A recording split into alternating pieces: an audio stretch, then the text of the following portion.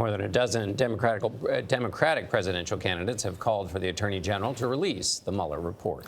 One of those candidates asking to see the entire report is Senator Kamala Harris. The California Democrat made that demand at a campaign stop in Atlanta, where she also unveiled a new plan to increase pay for public school teachers nationwide. Now, as part of our road to 2020, she is discussing the details only on CBS This Morning. Senator Harris joins us from Washington. Senator, good morning. Good morning. Great to have you on. I want to get to your education plan in just a moment, but I do want to begin with the news of day, and that is the news that the Justice Department is reversing its course, now saying that the entire Affordable Care Act should be invalidated. What toll are all these legal battles on the Affordable Care Act having on the program itself, and how will it sit with voters? So, Bianna, when I was Attorney General of California, we defended the Affordable Care Act and the need for its existence. Listen, I'm traveling around the country these days, as you know, and one of the main things that keeps people up at night that they worry about is whether they're going to have access to affordable health care. And the Affordable Care Act brought health care to millions, tens of millions of people that otherwise didn't have it. I feel very strongly that supposed leaders should stop playing politics with people's public health.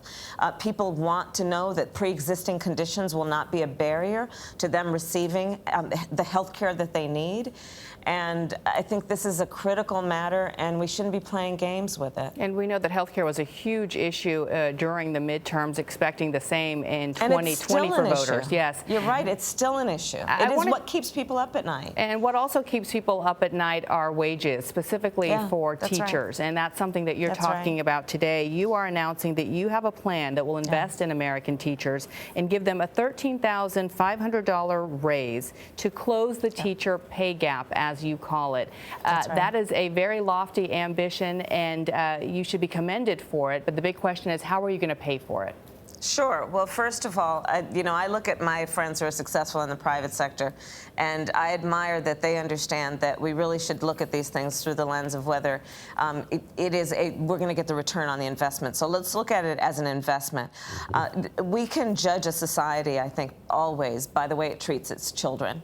And one of the greatest expressions of love of our children is that we invest in their education. The people who are going to educate our children are our teachers. And for too long, they have been paid substandard wages and certainly not being paid their value to us as a society and to our children. So I am proud of our initiative that has been described as the largest federal investment in closing the teacher pay gap in history. I think that there is no question that we all know there are two groups of people who are raising our children. It's our parents, which could be grandparents, aunties, and uncles, and it's our teachers. So let's pay them their value. So how did you come up with the figure of $13,500? And I'm still not sure how you're going to pay for it. Sure. So we're going to pay for it by adjusting the estate tax. Right now, it's only $11 million and up, and we need to lower that so that we can actually pay what we want in terms of knowing that we want to invest in our teachers and the future of our country. In terms of how we came about this legislation, it's simple. I've been traveling the country meeting teachers who are working 2 jobs, sometimes 3. Over 90% of our teachers are coming out of their own pocket to pay for school supplies. No, I'm talking about that figure, Senator, that specific figure. Yeah. Sure, Gayle. So the data is very clear that teachers are, as compared to other college graduates, receiving 11% less in pay across the country. So we have data that supports this point, and that is the equivalent of about $13,500 a year. And $13,500 a year is the equivalent of a year's worth of mortgage payments, the equivalent of a year's worth of grocery bills, the equivalent of paying down student loans for a year. So it's a very significant amount of money. So, Senator, but we should remind people that 50 million kids are in public schools, so this would affect a huge group of families. A couple of criticisms you're likely to get. First is the sort of federalism argument that this is education should be a state issue. Yes, there's federal funds, but it's better when it's closer to the local level. How does that affect, or what's your response to that with respect to the pay raise? I think we can look at history to give us a guide on this. LBJ was probably the last president who really put a substantial investment in the public education system of our country, and we reaped huge rewards for that. And that's how I think of this. Where the states cannot act, we should actually support them. And so specifically what we are proposing is that there would be a federal match, 3-to-1 in terms of what the states can give and then what the federal government will give to match state funding. And I'll tell you, John, it's important to understand this is not a partisan issue.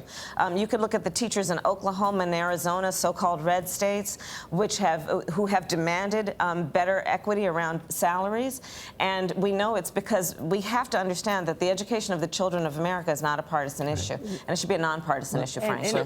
So there's obviously the equity question on what people are getting paid just for doing an honest day's work. Going back to your original point, though, in terms of improving the outcomes for kids, do you expect some kind of benefit here in terms of recruiting new people to come into the teaching profession? Absolutely. And also, absolutely. And what about outcomes that, in terms of what the studies have shown, that might improve from this bump up in pay?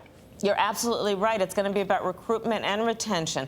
We want that student who is excelling in chemistry and biology, that they will pursue their passion of teaching children instead of worrying about how they're going to pay off their student loans and going to some pharmaceutical company. We want that mathematician who wants to teach our children math will do that instead of going to Wall Street because they got to pay off their bills. So there is a huge part of this is the incentive and the retention piece of it. And there's another factor also which we have built into this, which is for those school districts that have the highest needs. So, for example, rural school districts where there is it is difficult to recruit people, that we're actually going to bump up the federal match to those areas so we can create incentives for these smart people, these teachers, to go to areas where otherwise there are not enough teachers to teach the children of those communities. All right, Senator Harris, that's all the time we have. Thanks very much for being with us. I appreciate you all. We'll talk to you again soon. Thank you. Thank you.